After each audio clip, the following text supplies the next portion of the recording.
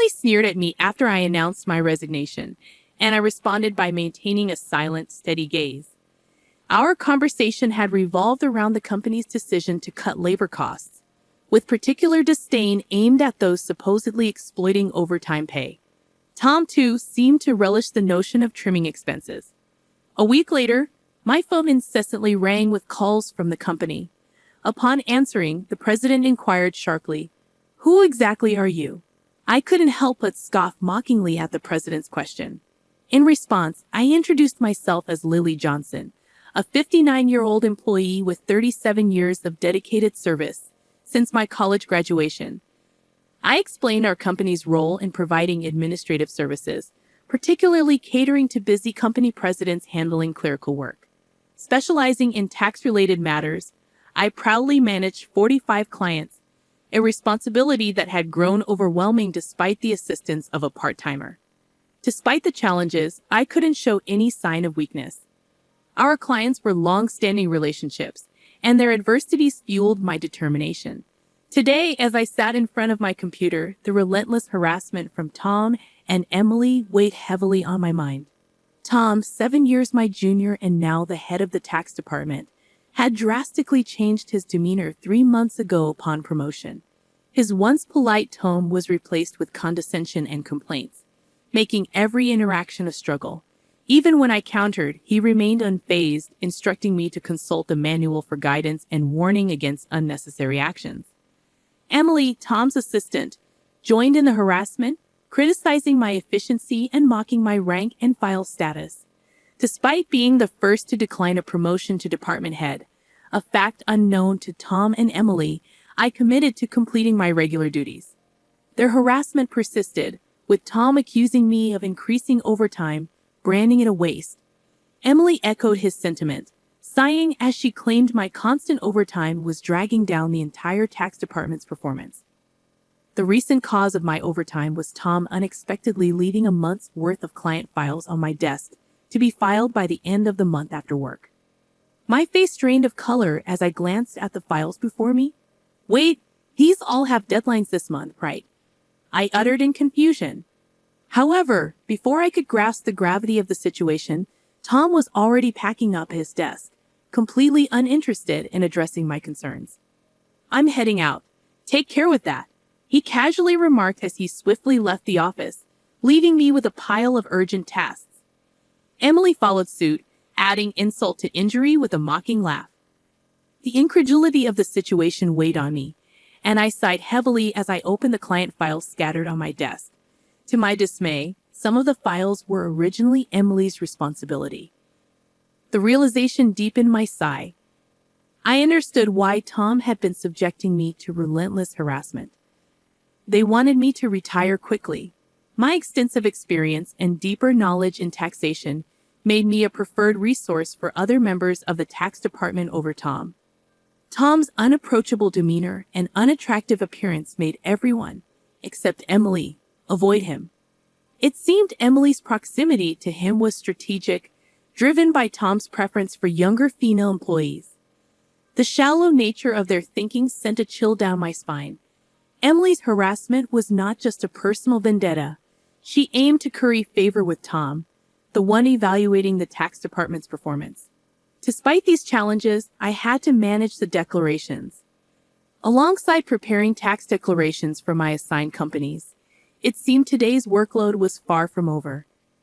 However, claiming overtime would only invite complaints from Tom and Emily, leaving me resigned to the prospect of unpaid extra hours. Then, unexpectedly, I received a summons to the president's office. Our company had recently undergone a change in leadership due to the former president's sudden illness. The new president, the former president's son, wasn't fully acquainted with our company. As I entered the office, I noticed Tom and Emily with unpleasant smirks on their faces. In a tense atmosphere, the president dropped a bombshell. "Lily, we'll need you to resign by the end of this month." My mind spun as I asked for clarification. Tom and Emily had apparently accused me of overbilling for overtime, citing that while others had around 15 hours, I had exceeded 80 hours. The president, oblivious to the true circumstances, seemed impressed with Tom and Emily's zero overtime. The reality of the situation hit me. The inflated overtime was a result of doing Tom and Emily's work. However, revealing Tom's instructions would risk portraying it as my own inability to manage time effectively. I presented the facts, asserting that I hadn't overbilled for overtime but struggled to finish my workload within regular hours. The president sighed deeply, expressing doubt but acknowledging the lack of evidence to pursue the matter further. Nevertheless, he insisted that they couldn't retain someone working at such a slow pace. Resigned to the situation, the president suggested my resignation, and it seemed his mind was made up. Told to leave the company I had devoted 37 years to, I felt a weariness settle in. Despite my dedication, the additional workload from Tom and Emily went unappreciated. I agreed to resign at the end of the month, acknowledging that I had already communicated my decision to the president. As I glanced at Tom and Emily, their vulgar smiles reflected satisfaction. Leaving the president's office, Emily taunted me with a sarcastic, "Thanks for quitting," her sneer cutting through.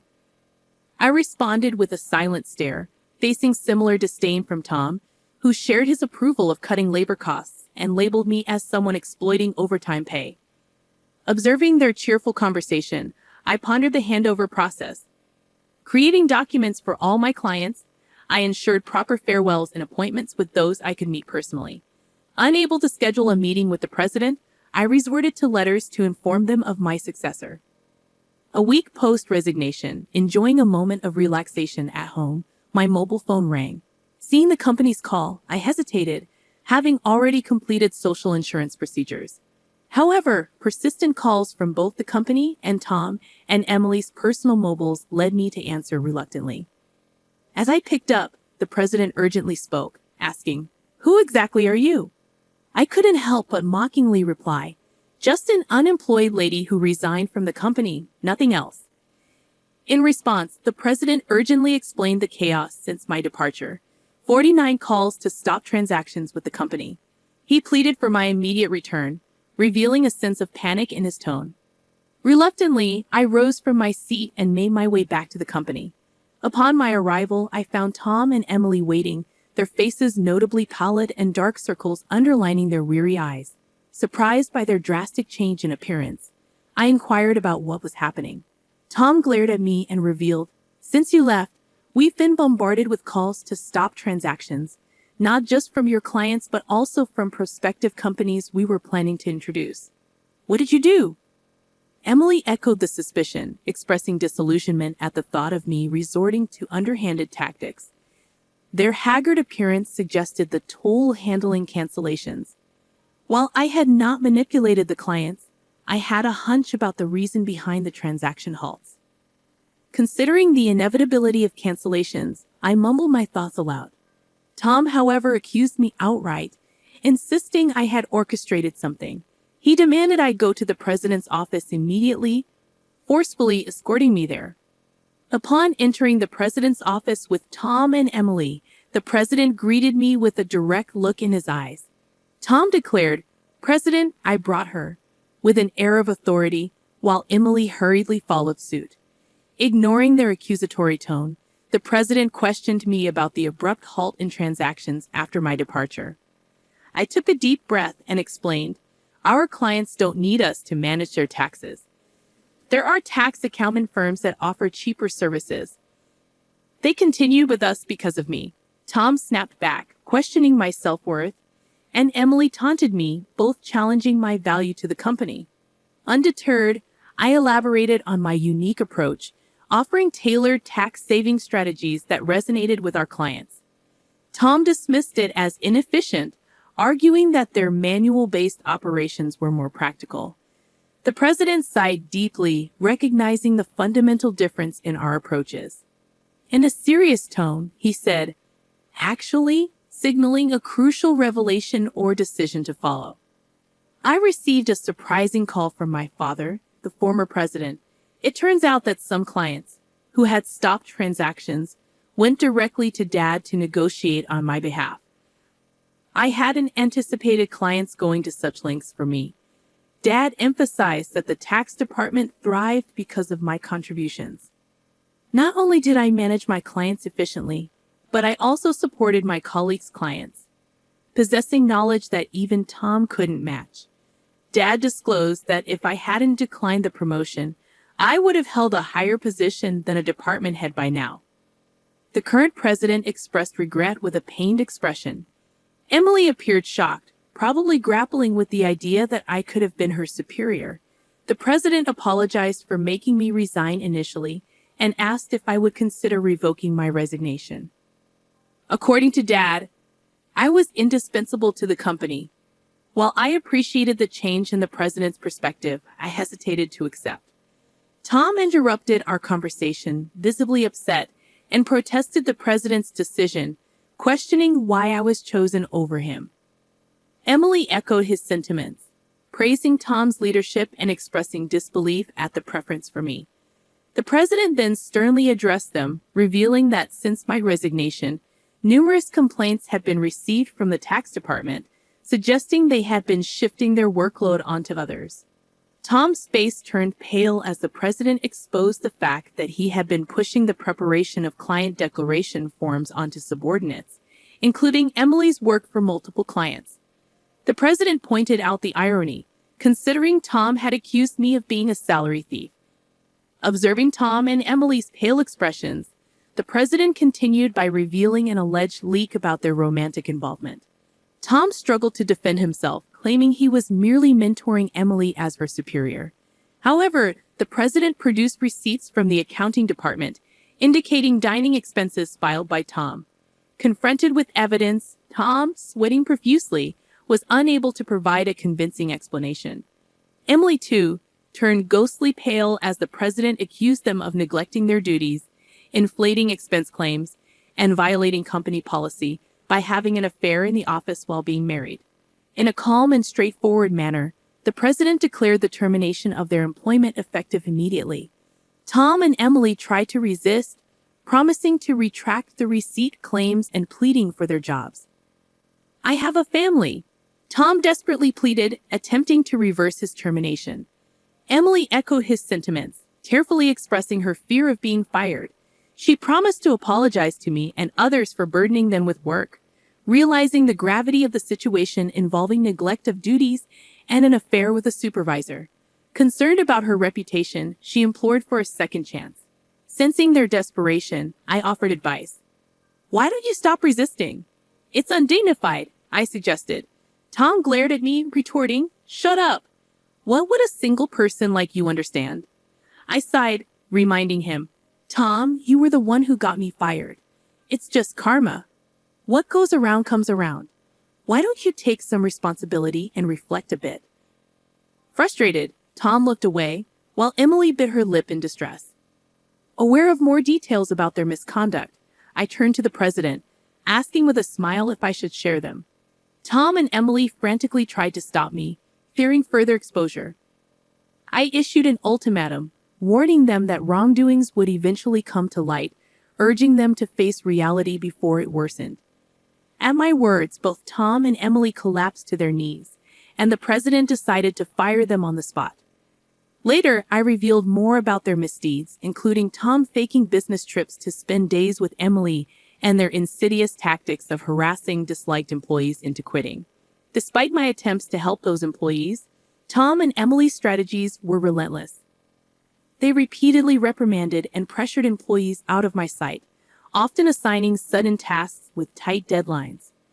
The resigned employees had initially asked me to keep quiet, but since they were now happily working elsewhere, I decided it was time to speak up. The president, furious at my revelations, expressed anger about cutting Tom and Emily's final salary. He planned to thoroughly investigate past inflated expense claims. Tom, with tears in his eyes, begged the president not to cut his salary, fearing the impact on his family. As the truth unraveled, Tom's affair with Emily came to light, leading to Tom's divorce. The two now faced claims for compensation in the divorce lawsuit, marking the consequential aftermath of their actions. I became aware of the situation when Tom reached out to me, seeking assistance in persuading the president to reconsider their firing. Emily and Tom found themselves in dire straits. Despite their efforts, they struggled to secure new jobs in the tax industry. The industry's close-knit nature meant that word of their misdeeds spread rapidly, making potential employers hesitant to hire them. Desperate for income to cover divorce compensation and living expenses, they resorted to day labor at construction sites, a stark departure from their previous office roles. Emily would often call me in tears, pleading for help. "Lily, please help. I only wanted a better life, and I never truly liked Tom," she'd cry. However, I couldn't ignore the fact that their predicament was a consequence of their own actions. Many, including myself, had been impacted by their behavior. I reminded Emily that the consequences were a result of her choices. "You can't unring a bell," I told her firmly. Facing hardships was the consequence of her decisions. Emily's despair echoed through her protests. Despite her regrets, the outcome remained unchanged. As for me, I chose to distance myself from the chaos of the corporate world. Despite the president's pleas for my return, I declined. Once told to resign, I had no desire to return. Instead, I found solace in assisting at a friend's tax office, supplementing my income and enjoying a more relaxed lifestyle. In the future, I entertained the idea of starting my own office, where I could serve my clients without the constraints of corporate bureaucracy. In my own space, I could fully dedicate myself to my clients' needs. As a tax accountant, I aspired to be on equal footing with my clients, providing service without superiority. This marked the beginning of a new chapter in my life, one filled with excitement and opportunities to pursue what truly mattered to me. My second life had just begun, and I eagerly anticipated the journey ahead.